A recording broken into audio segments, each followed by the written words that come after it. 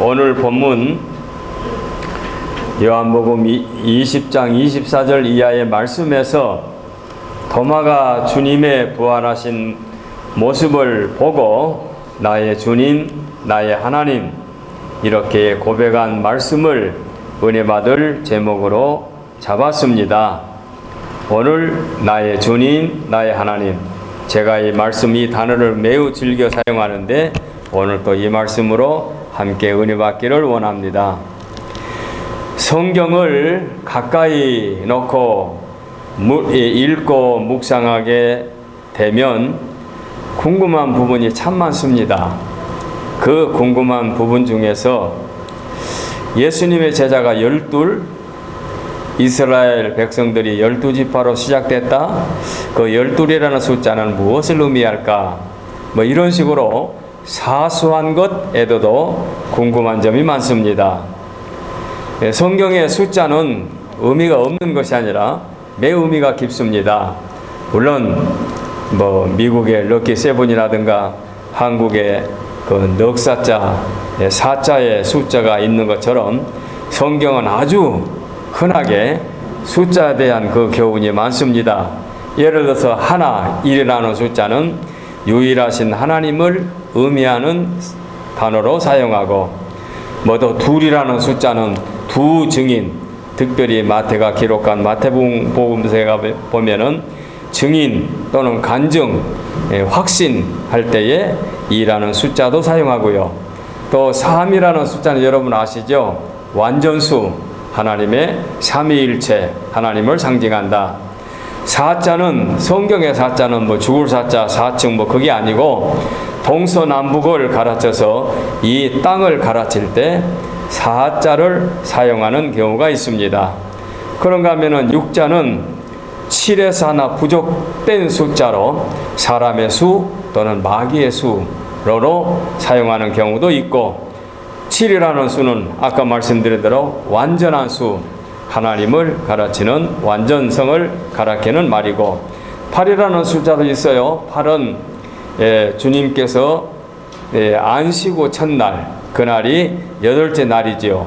그래서 8이라는 숫자는 부활의 날 또는 재창조의 날, 이런 의미가 있습니다. 그런가 하면 10이라는 숫자는 역시 완전히 풀, 꽉 채웠다는 뜻으로 부족함이 없다, 그런 의미가 있지요. 숫자를 지금 강의하려고 하는 건 아니고 12이라는 숫자, 바로 이 12이라는 숫자는 재창조, 새 출발 또는 나라의 건설이라는 뜻에서 12라는 숫자가 있다고 합니다. 그래서 말씀드린 대로 당신이 구약에, 하나님께서 구약에 한 민족을 당신의 백성으로 세우실 때 아브라함을 통하여 그의 후손이 12지파, 야곱의 12아들로 한 나라를 세우게 되는 것, 우리가 익히 알고 있지요. 그와 마찬가지로 예수님의 제자도 12로 교육을 시키고 훈련을 받아 그들이 훗날 12사도로 지구상에 기독교, 새로운 나라, 하나님의 나라, 예수님이 통치하시는 왕국을 세우는데 12사도가 출발을 했다. 그래서 한 사람이 배신함으로 11제자였지만 그 중에 마띠아를 제비 뽑아 12사도로 제자로 세워서 결국은 12사도의 그 활약이 초대교회 발자취를 남기게 되었고 기독교 역사의 출발이 되게 된 거지요. 자, 서론에서 좀 빗나간 것 같습니다만은 오늘 본문 속에서는 12제자, 12사도 가운데 도마라는 인물을 우리가 묵상하고자 합니다. 도마는 예수님의 12제자 중에 하나지요. 그런데 예수님의 12제자가 숫자적으로 작다고 생각하십니까? 많다고 생각하십니까? 많을 수도 있고 적을 수도 있죠. 12보다 그 이상의 수를 말하면 적다고도 볼 수 있고, 또 12보다 작다고 생각하면 많다고도 할 수 있겠지요. 그런데 그 12사도, 12제자의 성품을 보면 참 각양각색으로 나오지요. 다 용감하고 담대한 제자가 있는가 하면은 번개같이 급하고 성격이 아주 칼같은 그런 제자도 있고, 또는 숫자에 치밀한 마태 같은 제자도 있고, 아주 계산적인 가롯 유다도 있고, 또는 여자처럼 온순한 제자도 있고, 그리고 아까 말씀드린 배신자 유다도 있고, 그런데 매사에 부정적이고 의심이 많은 사람도 있었는데 그 사람이 도마였다 말할 수 있죠. 오늘은 여러 제자를 다 논한 것이 아니고 도마에 대하여 우리가 말씀을 상고하고자 할 것입니다. 도마가 끝내 나의 주님, 나의 하나님하고 고백했으니 도마가 과연 어떤 사람인지 한번 이 시간에 잘 묵상해 보도록 하겠습니다. 자, 요한복음 21장에 보게 되면 요한 사도가 기록하면서 시몬 베드로와 디두모라 하는 도마 이렇게 기록이 되어 있어요. 디두모라 하는 도마. 그 디두모, 도마 한 사람을 디두모라고도 하고 도마라고도 한다 이렇게 말할 수 있죠. 그런데 도마라는 말은 아람어라고 합니다. 그 다음에 디두모라 하는 말은 헬라 말이라 합니다. 그러니까 한 사람을 이렇게 지칭하는 말인데 그 디두모, 도마라는 말이 쌍둥이라는 말은 여러분 우리가 알고 계시지요. 그래서 성경학자들은 도마가 쌍둥이로 태어났을 것이다 라고는 말을 하지만 그 집안에 관하여 성경에 언급이 없으니 더 자세한 것은 말할 수 없습니다. 말한다면 추측에 불과하지요. 그런데 그 도마가 의심이 많다, 부정적이다.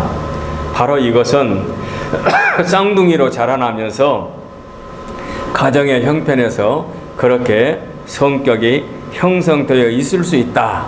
뭐 이것도 추측이고 상상이죠. 도마의 성격이 그렇다는 얘기니까 그런 말 하겠죠. 그런데 문제는 확실한 것은 요한 사도에게 있어서 도마는 특별한 사람입니다. 다른 복음서에는 제자들의 이름을 열거할 때에만 도마의 이름이 나오지 도마에 대한 기사가 없어요. 그런데 요한복음에는 도마에 대한 기사가 많이 나와요.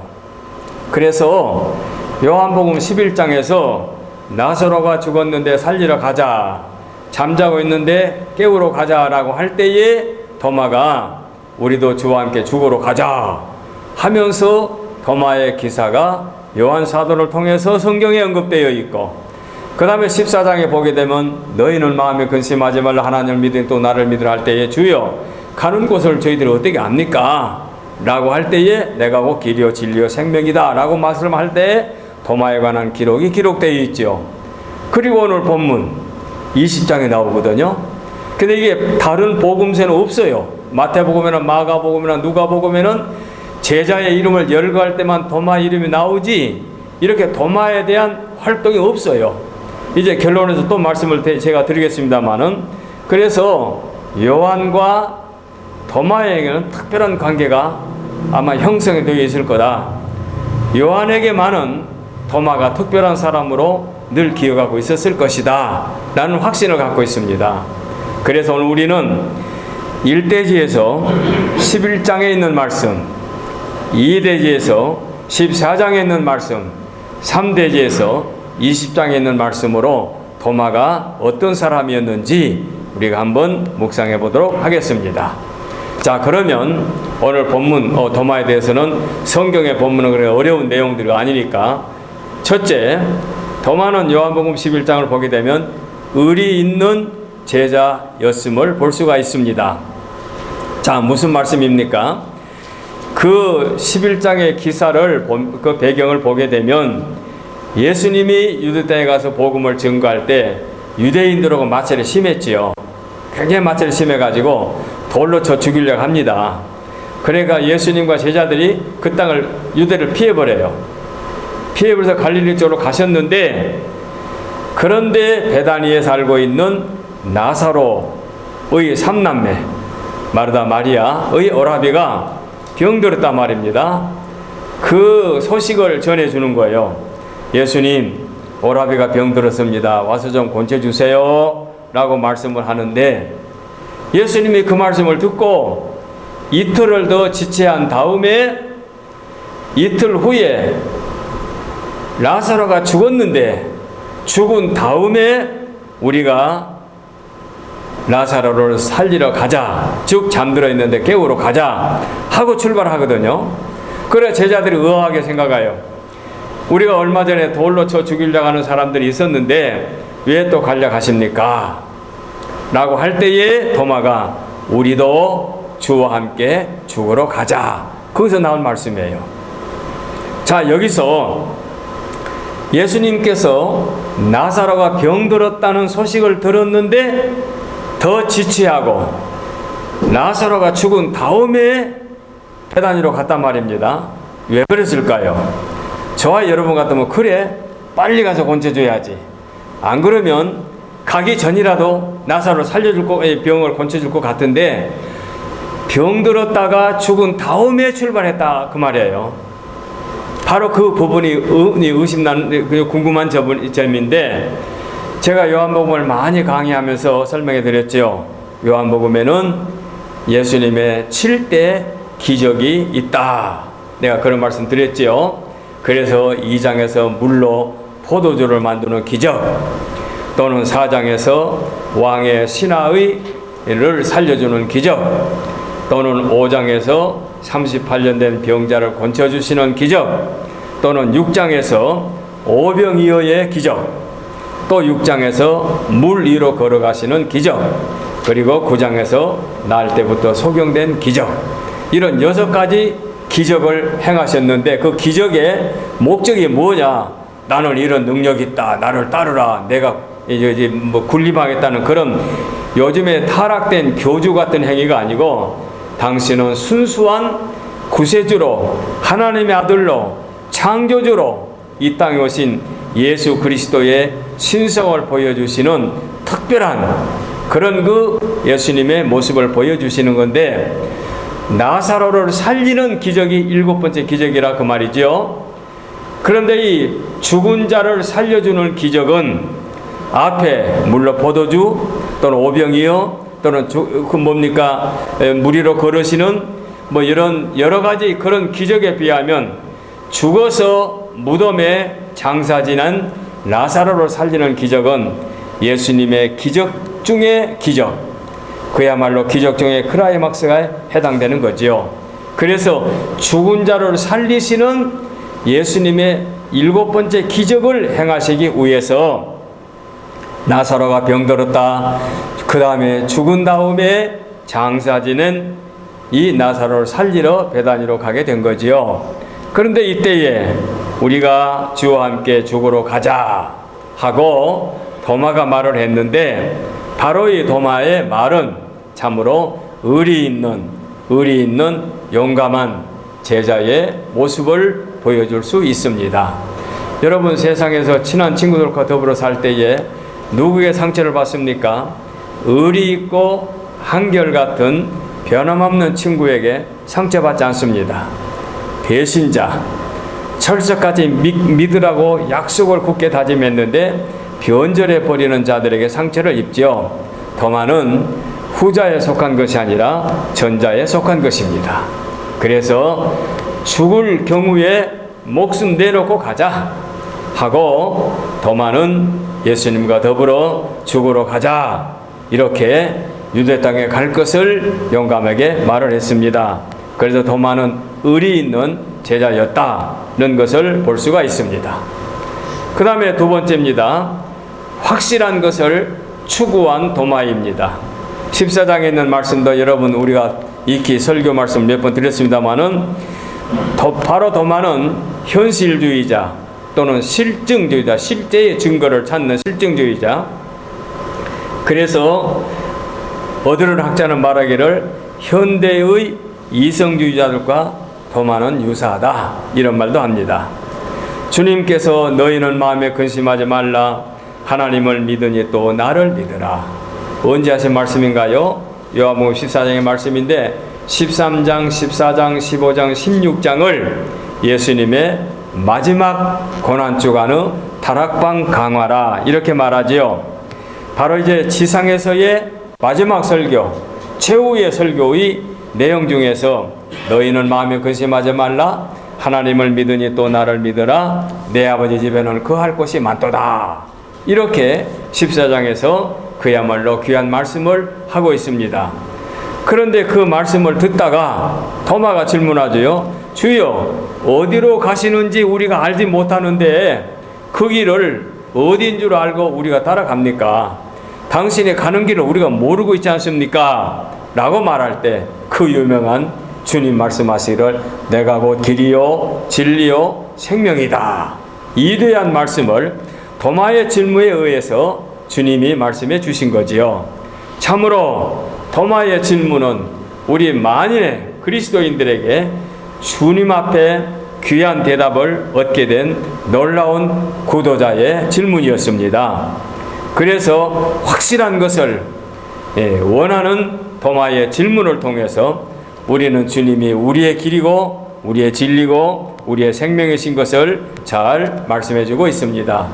얼마나 우리에게 소중한 말씀입니까? 이렇게 실증주의자였습니다. 확실한 것을 알고자 하는 도마의 모습을 우리가 기억해야 할 것입니다. 그래서 도마는 의심이 많다, 예수님의 부활을 믿지 못했다 해서 비판하는 사람도 없잖아 있겠지만, 그런데 이 도마가 믿지가 않아요.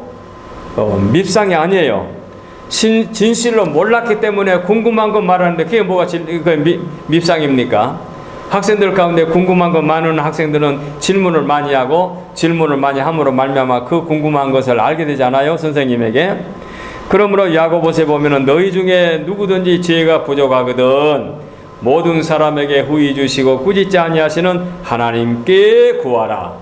그리하면 주시리라 했지요. 우리가 주께 궁금한 것, 알고자 하는 것은 결코 밉상이 아닙니다. 그래서 도마가 우리가 어떻게 합니까? 선생님이 가는 길을 우리가 모르는데 어떻게 압니까? 라고 하는 질문은 결코 잘못된 것이 아닌 줄 압니다. 오늘날 방송에 보면은 천국을 갔다 왔다고 해서 간증이 많이 나온 것을 아마 여러분들도 가끔 보셨을 거예요. 저도 그런 걸 보면서 저는 별로 흥미를 느끼지 않아요.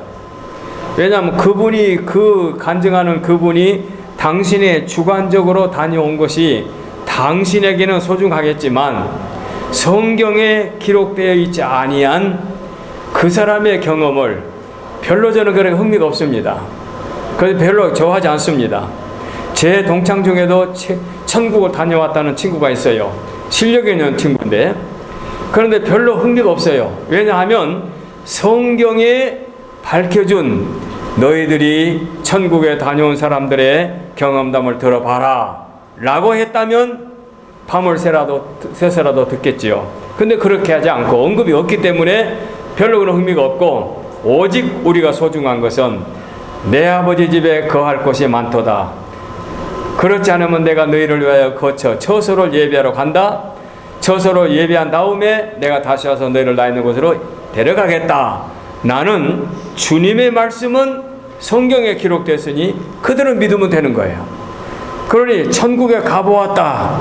글쎄요, 믿는 사람도 있는지 모르겠습니다만은 거기에 우리가 매혹되지 말고 성경에 기록된 것만 확실하게 믿고 따르는 것이 그야말로 바른 진리를 믿는 바른 신앙의 아름다운 모습이라 하겠습니다. 하여간 우리가 궁금한 점을 이 도마가 질문했고 주님께서 확실하게 답해 주셨습니다. 확실한 것을 알고자 하는 도마임을 이 내지에서 우리가 상고해 보았습니다. 세 번째입니다. 이제 도마의 바른 신앙 고백입니다. 이제 오늘 본문에 드디어 돌아왔습니다. 본문에 그 24절로 29절까지 말씀 속에서 도마의 그 의미가 뭡니까? 예수님이 부활하는 사실을 11사도들이 보았을 때 그 자리에 없었던 도마에게 우리가 부활하신 주님을 보았다라고 하지만 나는 절대 믿지 못하겠다. 내가 예수님을 눈으로 보고 손으로 만져보고 믿겠다. 라는 도마의 도마다운 말을 하게 된 거지요. 그런데 주님이 나타나사 도마에게 말씀하시지요. 내 손에 못자국과 내 옆구리에 창자국을 보고 나를 믿되 보고 믿는 자보다 보지 않고 믿는 자가 복이 있다라고 하는 말씀으로 주님이 말씀을 하시지요.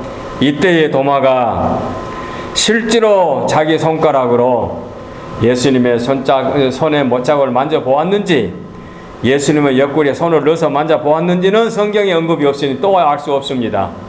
그러나 만져보았든 눈으로만 보았든 이제 도마의 의심은 풀렸습니다. 왜?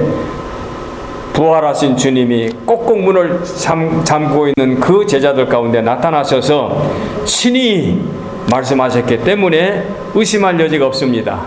그래서 도마는 나의 주, 나의 하나님이라고 고백하게 된 것입니다. 참으로 이 도마의 궁금증은 주님이 확실하게 풀어주었습니다. 우리도 도마처럼 궁금한 점이 한두 가지가 아니지요. 그러나 성경은 이렇게 선명하게 보여주셨습니다. 500여 형제에게도 보여주셨고 박해자 사울에게도 보여주셨고 많은 사람들 앞에서 하늘로 승천하신 것을 보여주신 주님이 성경의 기록에 놓았기 때문에 우리는 지금 보지 않고 주님을 믿고 있습니다. 2000년 전에 승천하신 주님을 이 땅에서 주님을 실제로 만져보거나 눈으로 보는 사람은 없습니다. 그러나 우리가 주님을 나의 구주로 믿게 되는 것은 이렇게 성경이 증거해 주셨기 때문에 믿고 있습니다. 바로 이것이 성경이 우리에게 주신 최고의 선물입니다. 8일을 지난 다음에 나타나신 주님, 도마의 의심을 한순간에 해결해 주신 것입니다. 이렇게 도마는 의심을 하고 회의를 갖고 있었습니다마는 주님이 한순간에 그걸 해결해 주셨습니다. 바로 부활하신 주님이 도마에게 나타나신 바로 그것입니다.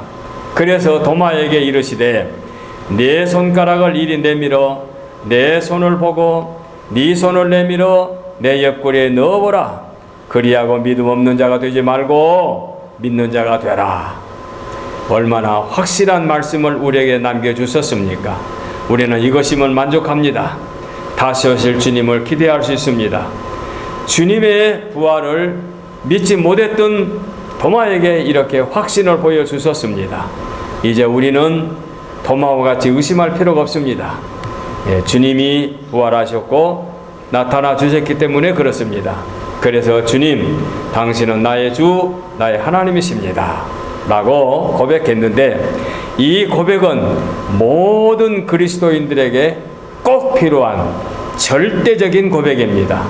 그래서 베드로 사도가 마태복음 16장에서 주는 그리스도시요 하나님의 아들입니다 라고 고백했지요.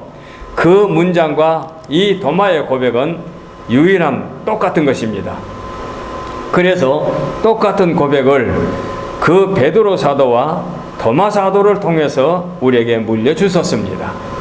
주는 그리스도시요 하나님의 아들입니다. 하나님의 아들이신 주님은 우리의 그리스도입니다. 우리의 그리스도란 뭡니까? 그리스도라는 뜻은 기름 부음을 받았다. 구약에서 기름 부음을 받은 자는 왕, 선지자, 제사장인데, 즉 예수님이 그리스도라고 하는 것은 만인의 구세주라 그 말입니다. 그래 하나님의 아들로 우리의 구주이십니다. 그 말이거든요. 그러니 베드로의 고백과 도마의 고백은 동일합니다. 동일한 고백을 우리에게 남겨주셨으니 우리는 이 고백이 베드로도 그렇게 고백했고 도마도 그렇게 고백했으니 그런가 보다, 그게 아니고 우리들의 고백도 그와 같아야 된다 그 말입니다. 예수님이 하나님의 아들임을 믿고 예수님이 나의 구주임을 믿는 이 고백이 그야말로 기독교 신자들의 가장 첫걸음입니다. 바로 이것이 도마의 거듭난 순간이고, 우리가 세례받을 때 고백했다면 그때가 우리의 거듭난 순간이고, 예수님을 구주로 영접했다면 그 영접한 그 순간이 우리의 거듭난 순간입니다. 그래서 베드로 사도의 고백, 도마 사도의 고백, 바로 여기에 우리는 한 가지 초점을 맞출 필요가 있습니다. 제가 아까 설명을 하면서 요한복음 21장에서 요한 사도가 기록한 부분을 제가 한번 설명해 드리니, 디두모라 하는 말씀에 21장 그 2절 말씀 보게 되면 시몬 베드로와 디두모라 하는 도마와 갈릴리 가나 사람 나다나엘과 세베대 아들들과 또 다른 제자들이 함께 있더니 이렇게 21장에 나오지요. 이들이 물고기를 잡으러 갈 때에 그 7명 숫자 중에 세베대 아들들 속에 요한 자신도 포함이 됩니다. 그런데 그 이름을 보세요. 베드로와 도마, 베드로 다음에 도마, 첫 번째 베드로, 두 번째 도마, 이렇게 기록되어 있거든요. 바로 이 부분이 어떤 부분이냐, 요한 사도가 볼 때에 베드로 사도만큼 도마 사도도 비중을 크게 두었다는 얘기입니다. 무슨 얘기냐, 교회 역사를 보게 되면 베드로 사도를 비롯한 바울 사도와 더불어 서방으로 기독교를 진출하게 합니다, 하나님께서. 그런데 도마를 통해서는 동방으로 복음을 들려보내는 거예요. 그래서 동방 인도에 가서 복음을 증거하고 중국 땅까지 와서 복음을 증거하고, 기록에 보면은 한국에까지 와서 경북 영주까지 와가서 복음을 증거했다는 흔적을 발견하고 있다는 겁니다. 흥미로운 얘기죠. 영주 땅에 가게 되면은 큰 바위에 이렇게 조각상이 있는데, 조각상 왼쪽과 그 오른쪽에 글자가 3개 있는데, 그 글자가 한자도 아니고 그 당시에는 한글이 없을 때니까 한자가 아니고 그 말을 해석해 보면은 도마라는 글자라는 거예요. 그리고 그 글자 조각상 밑에는 그 지역 사람들이 와서 머리 숙여 숭배하고 경배하는 그런 일이 없었다는 거예요. 우리 한국인들은 큰 바위나 산이나 가면은 다 그냥 복을 달라고 빌면서 머리 숙여 절하지 않습니까? 근데 거기는 그런 상이 없다는 거예요. 그럼에도 불구하고 그 지역에는 도마동이라는 마을이 있다는 거예요. 이 말은 성경에 없으니 전설로 전해오는 그 흔적을 갖고 말씀하는 건데, 베드로 사도를 비롯한 바울이 유럽으로 복음을 진출을 했고, 도마 사도를 비롯하는 동방으로 복음을 진출했는데, 인도에 가게 되면 성지 도마의 교회가 유명하지요. 이건 사실도 남아있으니까. 저도 그 베들 성서대학에서 교육을 받을 때 그 미국의 학장님이, 총장이 학장인지 이름도 잘 모르겠네요. 그분이 그 인도의 성지에 가가지고 이제 그분들의 말을 들어보니까, 도마가 친히 손가락으로 예수님의 옆구리를 만져보았는데 그 손가락은 도마가 순교한 다음에 썩지 않고 그대로 남아있어서 거의 지금 관 속에 모셔놨다. 그래서 누구도 만져볼 수 없는데 그 총장님이지 학장님이 돈을 주면서 만지게 해달라고 그래서 억지로 가서 그걸 만졌는데, 만지고 나왔더니, 우리 교인이 만지고 왔다고 했더니 자기는 도마에 손가락을 만져보지 못했지만 총장님이 만졌으니까 나랑 먼저 악수합시다 해가지고 악수를 했다. 그런 강의 때 들은 기억이 나는데요. 손가락이 남아있든 남아있지 않든 나는 그걸 중요하게 여기는 게 아닙니다. 인도 땅으로 와가지고 복음을 증거했고, 중국까지 와서 복음을 증거했고, 그 당시 무역선을 통해서 한국까지 와서 도마가 복음을 증거했다면, 아까 말씀드린 대로 서방으로 베드로, 동방으로 도마, 그리고 21장에서 그 1순위 베드로, 2순위 도마로 이렇게 나와 있는데, 이 말씀을 기록할 때가 언제이냐? 요한 사도가 주후 90년경에 기록했다고 그러지요. 90년 기록했는데 도마는 인도에서 주후 70년경에 순교했다고 기록되어 있습니다. 그렇다면은 요한 사도가 이제 먼 훗날 다른 사도들이 다 순교하고 세상을 떠난 다음에 도마도 20년 전에 인도에서 순교를 했는데 20년 후에 요한복음을 기록하면서 그 요한의 머릿속에는 베드로 사도 서방으로, 도마 사도 동방으로 이렇게 복음을 증거해서 이렇게 신실한 사도들로 하여금 복음이 땅끝까지 증거되었다라고 하는 말씀까지 추가로 말씀해 드립니다.